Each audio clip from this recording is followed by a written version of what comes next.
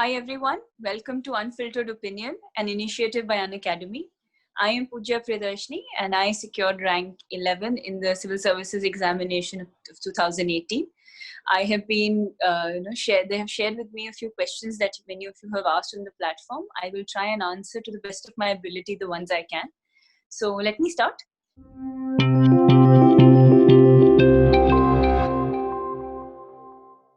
पहला question है, should we study the NCERTs of 6 to 12, 9 to 12 or just 11th and 12th? Isme, it depends, I would say, on what subject you're looking at. For example, geography 11th to 12th is more than enough. History mein, there are some things that you should read 9th, 10th, 11th and 12th. So 11th and 12th aapka keh lenge bread and butter hai, but if you want to jazz it up with some jam or something else, then please do look at 9th and 10th. 6th से 9th से पहले का तो मैंने नहीं देखा है. Second question is, should you study the newspaper? How should you study the newspaper and just the editorials or word by word? I would say read the paper thoroughly to the extent ki what is the news. You don't have to read it word by word. Editorials also I used to be selective.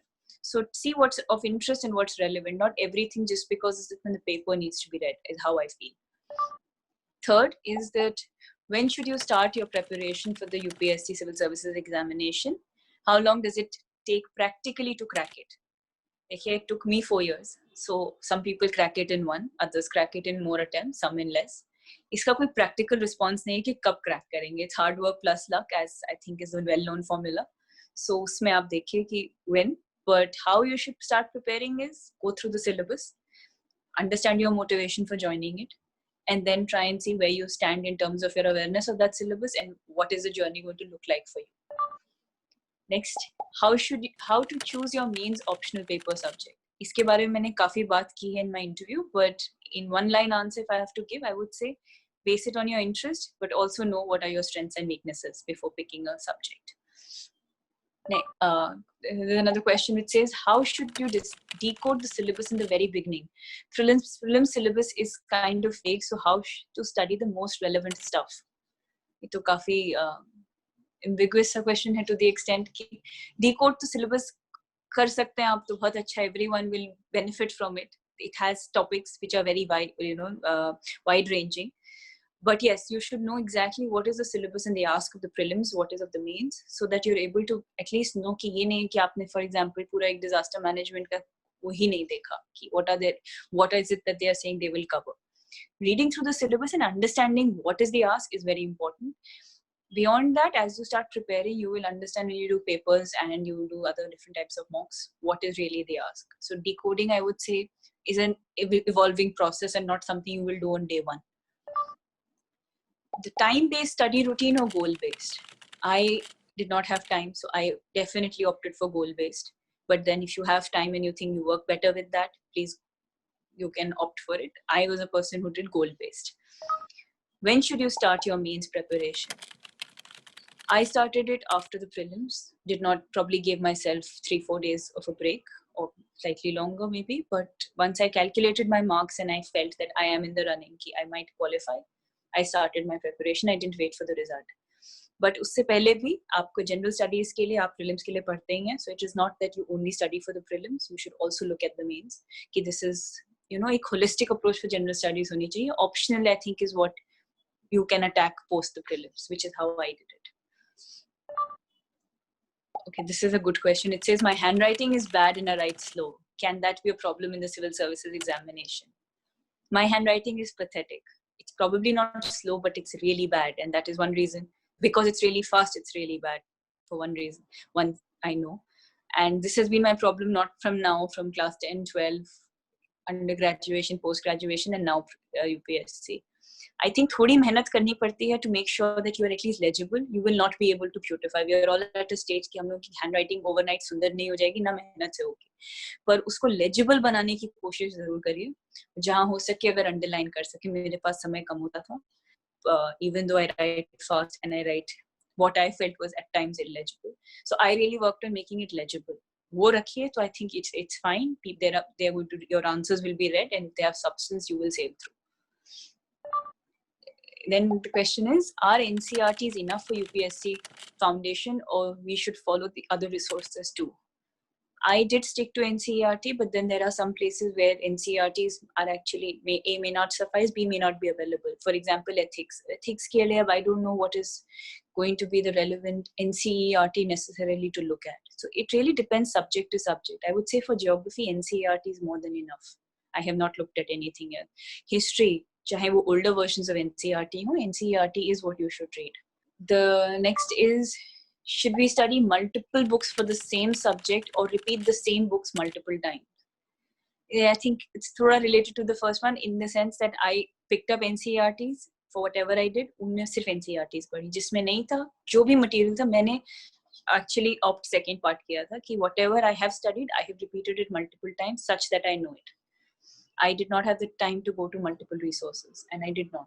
That was a conscious decision. There are people who do refer to a lot of books and also work, but that how I worked was same resource multiple times.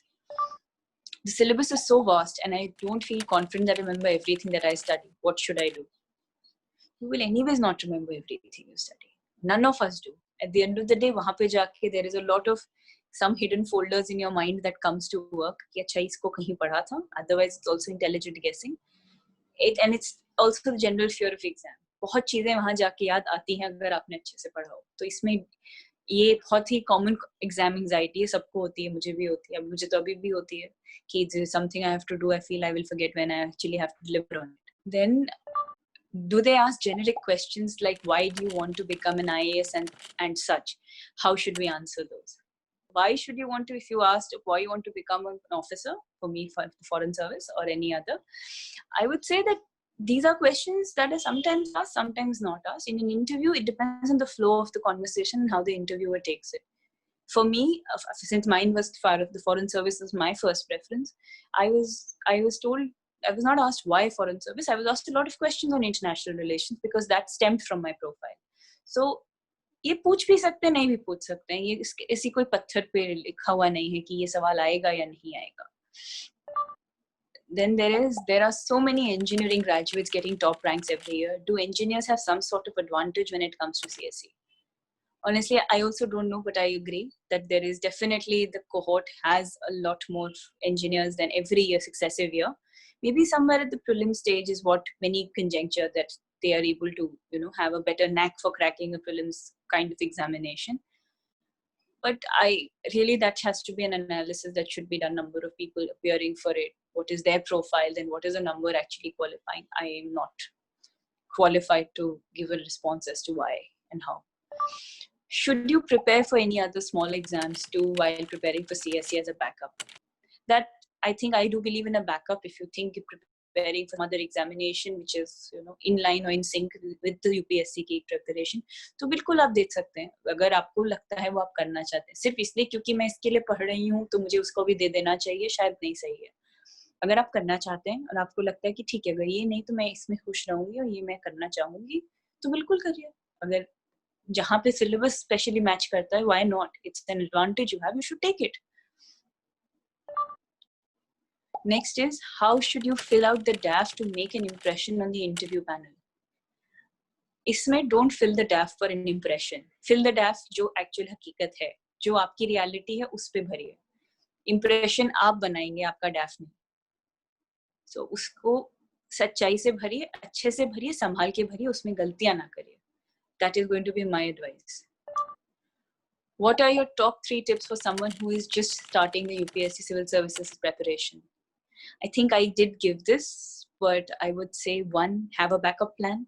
2, have your motivations and write and know that आप ये really सच में करना चाहते हैं and किसी भेड़ चाल में नहीं कर रहे हैं. And 3rd, कि एक हॉबी जरूर रखिएगा जो आप pursue करेंगे even during the preparation, चाहे वो 1 साल की हो, 2 साल की हो या जितने भी साल की हो, क्योंकि वो बहुत जरूरी है, वो आपकी mental health के लिए बहुत जरूरी है. What's your suggestion or message for people who have attempted multiple times but couldn't clear it? Having given the attempt 4 times myself, मैं जानती हूँ multiple attempts में कितनी मेहनत लगती है और बहुत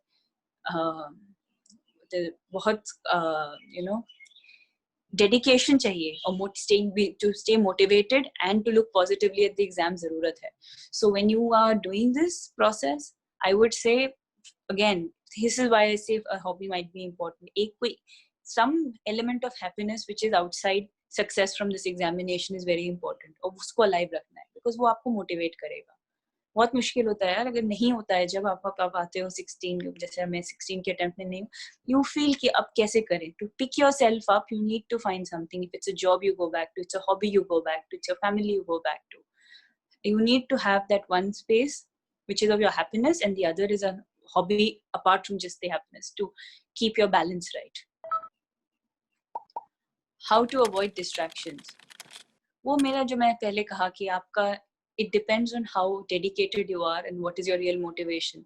If you are really that this is something I really want and I think I will do well in it and I will be able to, do it in a healthy manner while preparing in this process. Distractions are something, it's not for a lifetime. It's not कि आप जिंदगी भर के लिए क्या social media छोड़ देंगे, phone छोड़ देंगे. There are distractions, but when you are really committed to your cause, I don't think it is so difficult. मतलब पहले लगता है, पहले शुरुआत में बहुत लगेगा कि ये थोड़ी देर ये देख लूं या ये पढ़ लूं या कुछ और कर लूं, but as you get into it, especially I think when you start out, there is so much to learn in this exam, from this syllabus of this exam, कि थोड़ा scope of distraction कम है. Multiple times में बहुत ज़्यादा मेहनत लगती है, I speak from experience, पर उसमें भी आप अपने आप को मनाना पड़ता है. इस एग्जाम की हर स्टेज पे अपने आप को मनाना पड़ता है. उसमें भी अगर आप बहुत चाहते हैं that you want to do this, you will be able to do it. There have been trends of high scores in optional subjects like public administration or anthropology in different years. Is it because the paper is easy or people just know these subjects too well? I don't know honestly कि because हर साल कुछ और कहा जाता है कि इस साल public administration है, इस साल anthro है. I am not too sure which year what works better. I would say optional वो चुनिए जो आपको अच्छा लगता हो, जिसमें आपको लगता है कि आपकी कोई advantage आपको help करेगी. बाकी it's all a level playing field. आप चाहे toppers, everyone who is qualified, उनके देखिए, there are people from very different walks of life and very different optional subjects. So that is really going to be something you take a call on, and not because क्योंकि पिछले साल इस anthro के बड़े लोग निकले, उससे पहले sociology निकले. आप क्यों निकलेंगे? वो ट्रेंड पे नहीं निकलेंगे, आप निकलेंगे क्योंकि आपने एग्जाम में अच्छा किया. Last question is, what are the things you should keep in mind while deciding to devote your time in the UPSC CSE preparation? I think this is a question I've already answered. One is that what is your motivation? What is it that you want to do? Which service you want to join? मतलब इसमें भी thought दीजिए. What is it? You want to join the AIS? You want to join the IFS? You want to join the police? Think about what is it, who you are, what you want to do, how you think you'll be able to do it, and what is the service that offers the best platform for it. So give that a thought and be motivated, and understand and tell yourself कि this is a long haul. ये 10 दिन का exam नहीं है, ये कोई fixed नहीं है कि बस जैसे बोर्ड्स की तरह हुआ कि वो मार्च में हुए तो खत्म हो जाएंगे. आप एक पढ़ाव खत्म करेंगे तो दूसरा आएगा, फिर तीसरा आएगा. तो ये एक लंबा एग्जाम है, तो उसके लिए उस तरीके की मेंटल प्रिपरेशन करनी पड़ेगी. And lastly, most important, I think I want to say again, I have emphasized it enough already, I know, have a plan B. Thank you.